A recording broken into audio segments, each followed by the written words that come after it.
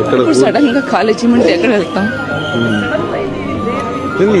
वो नहीं चाहते थे कि 400 फैमिलियों की शांतियों को बिगाड़े।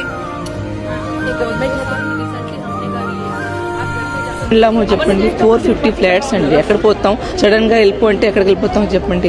అందరు అఫోర్డ్ చేయలేరు కదా.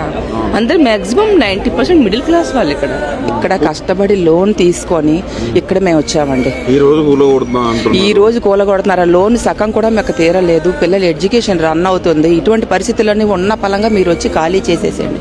ఎటు పోతామండి? గాంధీ గారు చెప్తారండి ప్రజల్ని రోడ్డుకి ఈడ్ చేసి నా విగ్రహం కట్టమని ఎక్కడైనా చెప్తారా? నోట్లో తీసేసి నోట్లో మట్టి కొడుతుంటే మేమేం చేయాలి? ఏమన్నా అర్థం ఉందా అసలు? ప్రభుత్వాన్ని పాలించే ప్రభుత్వాధికారులు ఇలా చేస్తే ఇంక మేము ఎవరికి చెప్పుకోవాలి? ఈ ప్రభుత్వం వచ్చినప్పటి నుంచి గడ్డపార చేతిలో పట్టుకున్నది. ఆ గడ్డపారతో హైడ్రా పేరు మీద పేదవాళ్ళ ఇల్లు కూడా వచ్చింది. ఇంకొక